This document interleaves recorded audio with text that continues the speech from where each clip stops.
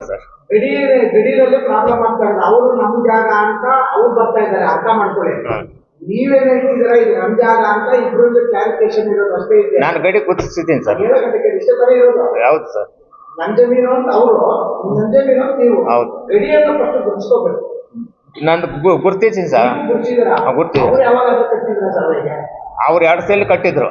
ಏನಾಯ್ತು? ಅವ್ರು ನನ್ನ ಸರ್ವೆವರೇ ತೋರ್ಸು ನೋಡಪ್ಪ, ಈ ಕಡೆಯಿಂದ ನಿಮ್ದು ವಂಕೆನಿಂದ ಆ ಕಡೆ ಬರೋದು, ಈ ಕಡೆ ಬರಲ್ಲ ಅಂತ ಹೇಳಿದ್ರು. ಇಲ್ಲ ಸರ್ ನಮ್ಗೆ ಅಲ್ಲಿವರೆಗೂ ಬರುತ್ತೆ ಹಂಗೆ ಹಂಗೆ ಅಂತ ಹೇಳಿದ್ರು. ಹಂಗೆ ಹೇಳಿದ್ರು. ಅದು ಸರ್ವೆಯವರು ಹೇಳಿದ್ರು ಇದು ನಿಮ್ಗೆ ಬರಲ್ಲ, ಗಡಿ ಬೇರೆ, ಅವ್ರ ಗಡಿ ಅದು ನಾಯನಹಳ್ಳಿ ಗಡಿ, ನಿಮ್ಮದು ಹೊರದಳ್ಳಿ ಗಡಿ ಅಂತ ಹೇಳಿದ್ರು ಸರ್ ಅವರು. ನಾಯನಹಳ್ಳಿಯವರು ಯಾರು ಸಪೋರ್ಟ್ ಬರ್ತಾ ಇಲ್ಲ. ಅಲ್ಲಲ್ಲ, ಗಡಿ ಬಂದು 3 ಕುಂಟೆ ಅಷ್ಟು ಸರ್. 3 ಕುಂಟೆ ಜಮೀನು. 3 ಕುಂಟೆ ಜಮೀನು.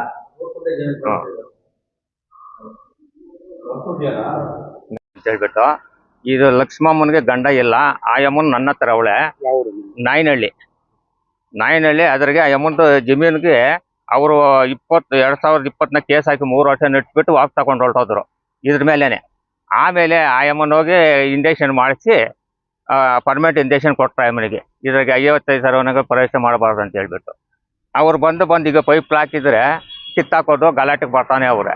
ಮೊನ್ನೆ ಬಂದರೆ ಪೈಪ್ ಲಾಯಮ್ಮ ನಾನು ಹಾಕ್ತಾ ಇದ್ರೆ ನಾವು ಬಂದಿದ್ದು ನೋಡಿ ಈಡೆ ಮಾಡ್ತಾ ಇದ್ರೆ ಬಂದು ಈಡೆ ಕಿತ್ಕೊಂಡ್ಬಿಟ್ಟು 25,000 ರೂಪಾಯಿ ಫೋನ್ ಹೊಡೆದಾಕಿ ಎಲ್ಲ ಕಿತ್ಕೊಂಡು ಓಡ್ಬಿಟ್ನು ಆನಂದ. ಈ ಅರವಿಂದ ಏನೇನೋ ಬೈದ, ನಾವು ಹೋಗಿ ಕಂಪ್ಲೇಂಟ್ ತಗೊಂಡ್ಲಿಲ್ಲ ನಮ್ಮದು. ಆಮೇಲೆ ಹೋಗಿ ನಾವು SCSL ಕೊಟ್ವಿ. ಮೊನ್ನೆ ಡಿಸೆಂಬರ್ 13ನೇ ತಾರೀಕು ಬಂದ್ವಿ. ಗಿಡಗಳೆಲ್ಲ ಕಿತ್ತಾ ಇದ್ದೀವಿ, ಇದೆಲ್ಲ ಕಿತ್ತಾಕಿರೋದು ಅವರೇ, ಇವೆಲ್ಲ ಕಿತ್ತಾಕಿರೋದು. ಕಂಪ್ಲೇಂಟ್ ಕೊಟ್ಟರೆ ಇವಾಗ ನಮ್ಮ ಕಂಪ್ಲೇಂಟ್ ಇದೇ ಮಾಡಲಿಲ್ಲ. ನಾವು ಹೋದ್ರೆ ಸ್ಟೇಷನ್ಗೆ ಹೋದ್ರೆ ಏನು ಲೆಕ್ಕ ಇಲ್ಲ. ಒಂದು ವೇಳೆ ನಾವು ಏನೋ ನ್ಯಾಯ ಕೇಳೋಣ ಅಂತಂದ್ರೆ ಇಲ್ಲ.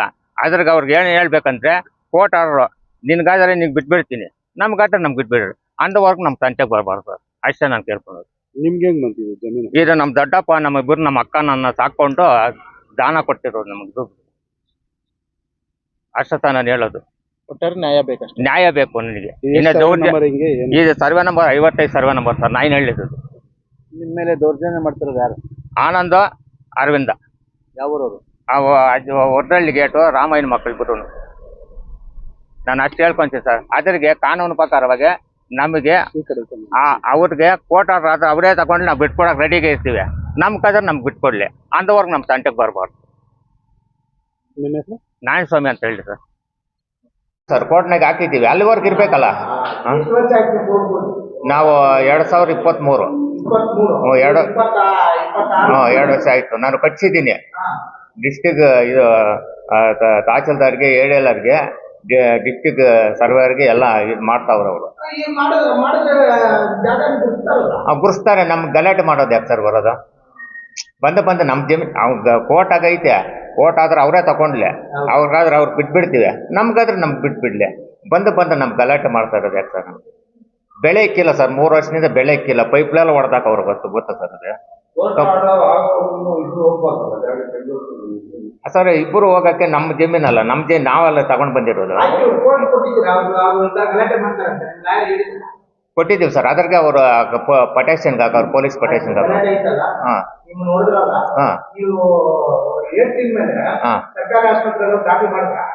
ಅಲ್ಲ, ಅದು ಮಾಡಿಲ್ಲ ಸರ್. ಏನದು ನಾವು ಅದರ ಕೆಲಸ ಮಾಡಿದ್ರೆ ಬಂದು ಗಲಾಟೆ ಮಾಡ್ತಾ ಇರ್ತಾರೆ.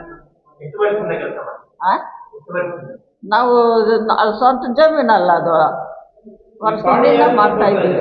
ಪಾಣಿ ಎಲ್ಲ ನಮ್ಮ ಹೆಸರಿಗೆ ಬರ್ತೈತೆ, ಪಾಣಿ ಎಲ್ಲ ಐತೆ. ಇದು ಕೆರೆ ನೀರು ತೋರ್ಸವ್ರು ನೋಡಿ ಸರ್. ಇದು ಈ ಕಡೆ ಬರ್ತಾರೆ ಸರ್ ಅವರು. ದೊಡ್ಡದು ಕಾಲುವೆ ಐತೆ.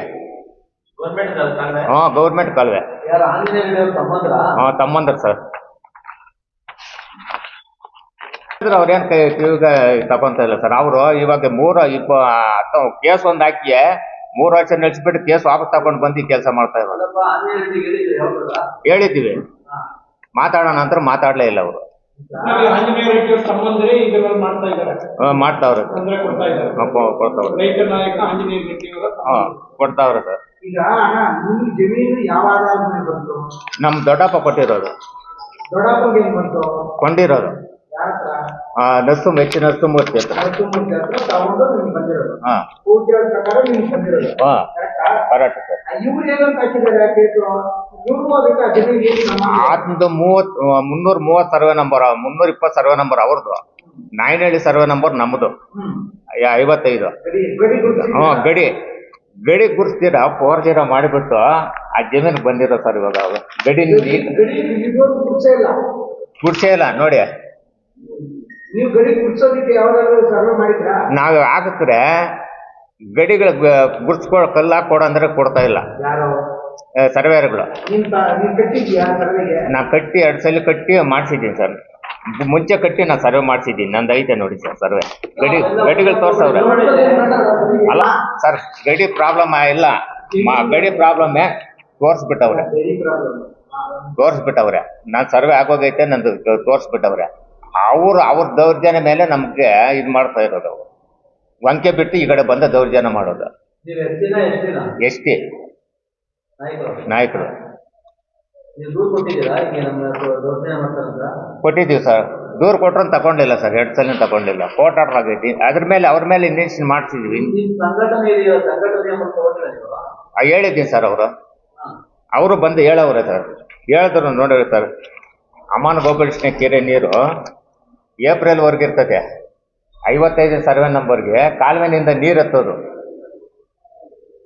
ಅಲ್ಲ ನಮ್ಮ ಜಮೀನಿಗೆ ಕಾಲುವೆ ನಾರಾಯಣಸ್ವಾಮಿ ಅಂತ.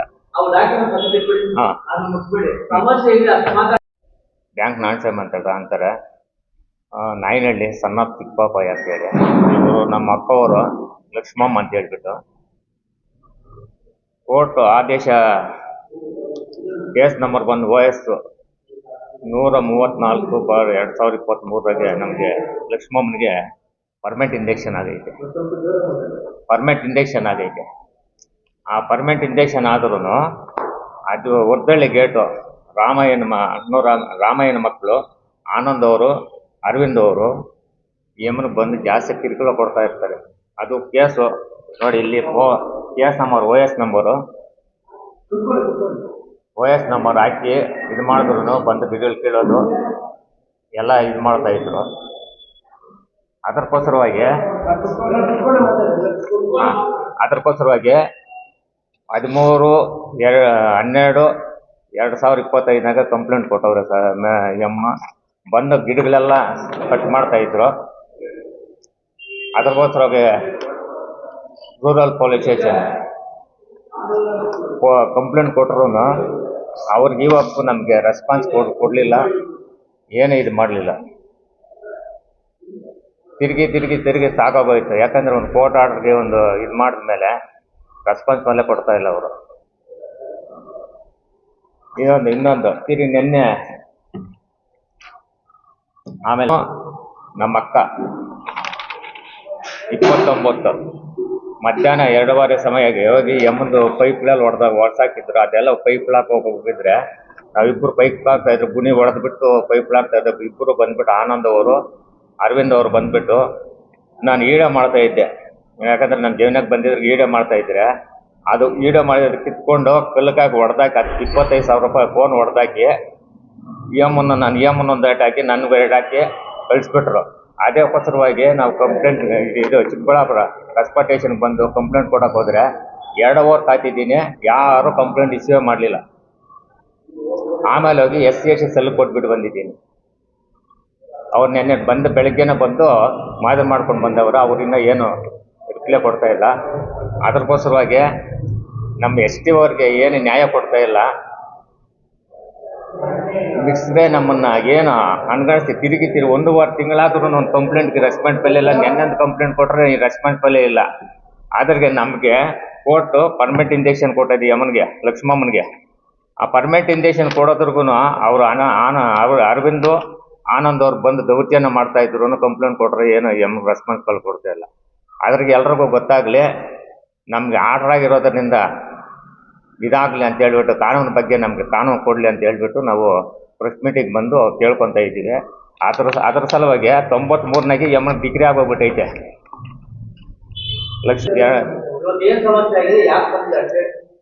ಈಗ ಏನಿಲ್ಲ ಸರ್, ನಮ್ದು ಕೋರ್ಟ್ ಆರ್ಡರ್ ಆಗೈತಿ, ಇಂಡಕ್ಷನ್ ಪರ್ಮನೆಂಟ್ ಇಂಡಕ್ಷನ್ ಆಗೈತಿ ಅಮ್ಮನಿಗೆ. ಆ ನುಗ್ಗೆ ಗಿಡಗಳೆಲ್ಲ ಅವೆ ಅದ್ರಾಗೆ. ನುಗ್ಗೆ ಗಿಡಗಳು ಬರೋದು ಕೀಳೋದು ಇದು ಮಾಡ್ತಾ ಇದ್ರು. ನಾವು ಈಡೆ ತಗೊಂಡು ಫೋಟೋ ತಗೊಂಡು ಬಂದು ಕಂಪ್ಲೇಂಟ್ ಕೊಟ್ರು ಡಿಸೆಂಬರ್ 13ನೇ ತಾರೀಕು ಕೊಟ್ಟರು. ಇವಾಗ ರೆಸ್ಪಾನ್ಸಿಬಲ್ ಇಲ್ಲ. ತಿರ್ಗಿ 29ನೇ ತಾರೀಕು ಪೈಪ್ ಹಾಕ್ತಾ ಇದ್ರೆ ಅಲ್ಲೋಗಿ ಬಂದು ಗಲಾಟೆ ಮಾಡಿ ನನ್ನ ಫೋನೆಲ್ಲ ಹೊಡೆದಾಕಿ ಅಮ್ಮನ ಕೆಟ್ಟ ಮಾತಿಗೆ ಬೈದು ಇದು ಮಾಡಿದ್ರು. ಪೊಲೀಸ್ ಏನು ಕಂಪ್ಲೇಂಟ್ ಕೊಟ್ಟರು, ಕಂಪ್ಲೇಂಟ್ ತಗೊಂಡ್ಲೇ ಇಲ್ಲ. ನಿಮ್ಗೂ ಅವ್ರಿಗೆ ಏನ್ ಸಂಬಂಧ? ಅವ್ರು ಬೇರೆ ನಾವು ಬೇರೆ, ನಾವು ಎಸ್ ಪಿ ಅವ್ರ ವಕೀಲರು. ನಮ್ದು ಕೇಸ್ ನಂಬರ್ ಐತೆ ನೋಡಿ ಸರ್, OS ನಂಬರ್ ನಮ್ಮ ಜಮೀನಲ್ಲಿ ಭೂಮಿ ಮೇಲೆ ಅವ್ರೇ ಬರ್ತಾರೆ. ನಮ್ಮದಂತ ಬರ್ತಾರೆ ಸರ್ ಅವರು. ಅವ್ರ ಮೇಲೆ OS ಈಗ ಆಗೈತಲ್ಲ ಕೇಸ್. ಯಾರೋ ಪಂಚಾಯತಿ ಇಲ್ವಾ? ಊರ ಪಂಚಾಯತಿ ಯಾರು ಇಲ್ಲ ಸರ್, ಯಾರು ಇಲ್ಲ, ಯಾರು ಬರಲ್ಲ. ಈ ಜಮೀನಿಗೂ ಅವ್ರಿಗೆ ಏನ್ ಸಂಬಂಧ ಈಗ ನಿಮ್ಮ ಮೇಲೆ? ನಮ್ಮದು ಅಂತ ಅವರು ನಮ್ಮದಂತ ಅವ್ರು ನಮ್ಗೂ ನಮ್ಮ ಕೋರ್ಟ್ನಾಗ ಅವ್ರ ಮೇಲೆ ನಡೀತೈತೆ, ಕೋರ್ಟ್ನಾಗ ನಡೀತೈತೆ. ಆಯ್ತು ಮಾತಾಡಿ, ಏನ್ ಸಮಸ್ಯೆ ಹೇಳು.